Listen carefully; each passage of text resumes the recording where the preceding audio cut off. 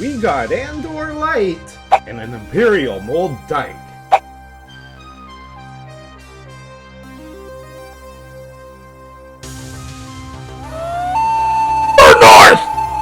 Welcome back, Nerd North. We are talking the shit show that is The Mandalorian. It's no wonder they had a massive numbers drop off. So let's just get the fuck to this. So we start back at the caves of Mandalore, where Bo Katan's waiting for Din Djarin to come to while he's coughing up water even though he's wearing a pressurized fucking helmet. Still fucking stupid. And after taking a quick look at Din Djarin and remembering the mythosaur from the living waters of Mandalore, she asks, hey, did you see anything strange down there?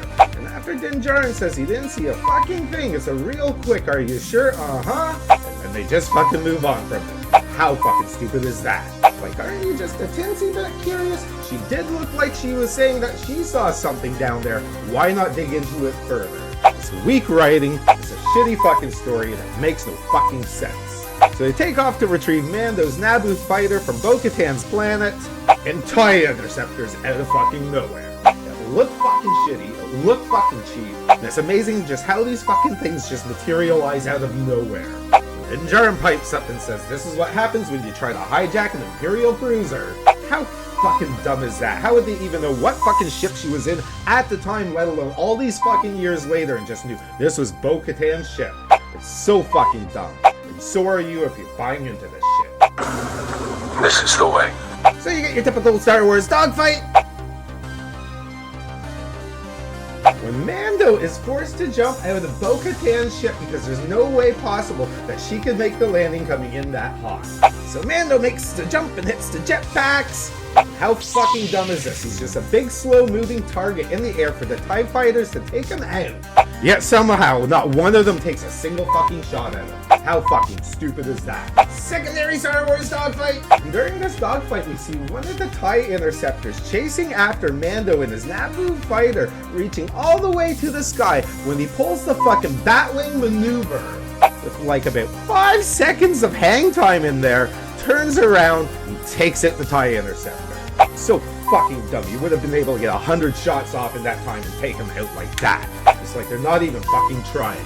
Finally, some TIE bombers come in and blow up Bo Katan's castle. So fucking dumb. Just go back to Papa North's last video talking about how the ISB would have had that place taken care of a long time ago. Makes no fucking sense. Mando realizes they're outnumbered, so he gives her some coordinates to a very safe place, and this is where we get a shitty doppelganger Andor episode. So we get to green screen Coruscant. I swear to fuck they just pulled old footage out of the Phantom Menace. When we get none other than the cloner Doctor Pershing addressing the New Republic Senate, which is fucking stupid for reasons Papa North will point out later. So he finishes up his speech and hits the main gala. It looks so fucking dumb, looks so fucking cheap. If you compare it to side-by-sides with the Andor series, it looks very fucking amateur. Even the aliens and such he talked to, people are hoot and hollering, we got aliens that look like a fucking cheap mask you buy at fucking Zellers. Rite Aid for my friend south of the border. Even the dialogue and interaction between Doctor Pershing and the other characters were just so fucking horrible. So fucking Looney Tunes. I was half expecting one of those Senate people to come up to him and be like, yes! Everything about it looked hokey, everything about it looked fake. It's just a goddamn fucking shame they did this to Coruscant. We then get a quick little conversation between Dr. Pershing and some type of medbot. He's obviously being reconditioned to fit back into society, where he then goes to a park bench filled with other people, which also turned out to be former Imperials. And to go back to the point from earlier about Dr. Pershing addressing the New Republic Senate, why would anyone let a former criminal talk to the whole Republic Senate? It makes no fucking sense. He's still in his reconditioning program, yet he's allowed to address the entire fucking universe. He's so fucking stupid. That would be like having a couple of criminals address the United Nations. And right now, Papa North can only think about 2 of them, including Star Wars Lady Bird, who once served with Moff Gideon. So we see Pershing head to the table with the other former Imperials, where you find out they are all now designated numbers instead of going by all of their own names. Where again Disney tries to blur the lines between good and bad. Probably to distract the viewer from how fucking shitty the show is anyway. So they all begin to talk about some of the things that they miss from the Empire.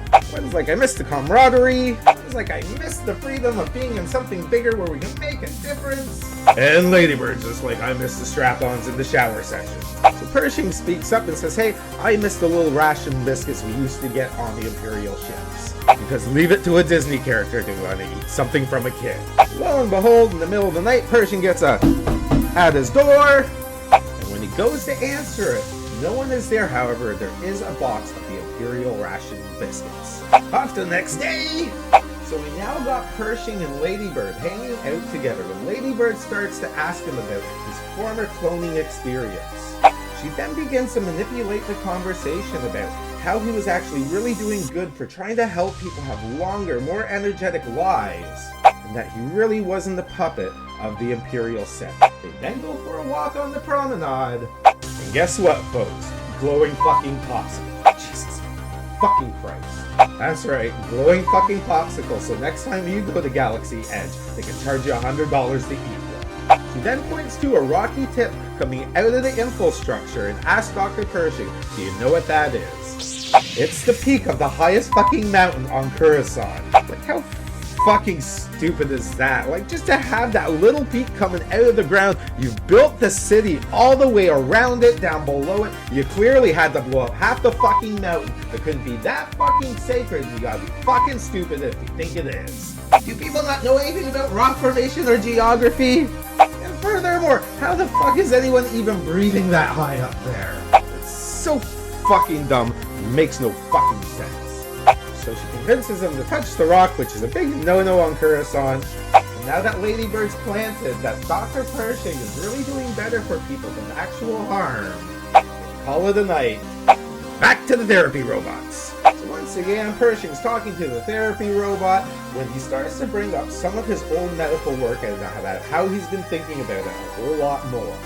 Medbot, don't red flag this, don't put it in their fucking file. And although this is exactly what he was arrested for, lets Pershing go on his merry fucking way. So Ladybird then convinces Pershing to go to an Imperial ship in the docking yard where it's being decommissioned to steal a fucking mobile lab, bring it back to their complex so he can begin doing important work on cloning again. So clearly fucking people who are former criminals and now in a reconditioning program have no type of ankle bracelet on them or anything where the Republicans say this is where you are at all fucking times. So fucking stupid. So they get to the fucking shipyard and Pershing looks at Ladybird and says, isn't there anybody guarding any of this stuff? Where Ladybird then pipes up and says, when it's all been powered down, there's no sense in having anybody fucking guard it. How fucking stupid is that? It still has weapons and assets on it. Anybody can come and fucking take it.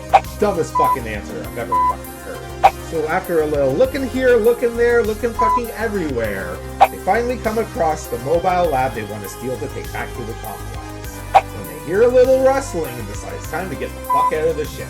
So of course, when they exit the Imperial Star Destroyer, whoop whoop, Popo are waiting for them. Furthermore, Ladybird is working for the Galactic Republic that had to pay them back for the cost of its transition surgery.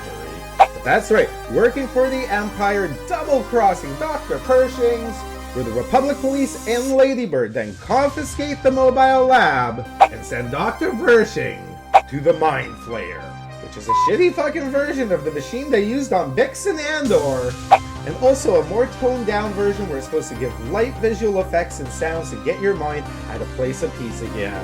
When Ladybird dismisses the Republic doctor overseeing this procedure because she's a fucking criminal, she then puts her hands on the dial and cranks it all the way fucking up. And they make sure you know by changing the laser from blue to fucking red. It's so fucking stupid. I hate this fucking show. So now we know not only is Ladybird a double agent, but she is in fact a double agent still working for Moff Gideon, trying to get her hands on this mobile lab, perhaps to complete the experiments with little Grogu, and taking care of Dr. Pershing in the process. We then head back to the Mandalorian convert, where Bo Katan and Mando land to meet up with the other Mandalorians.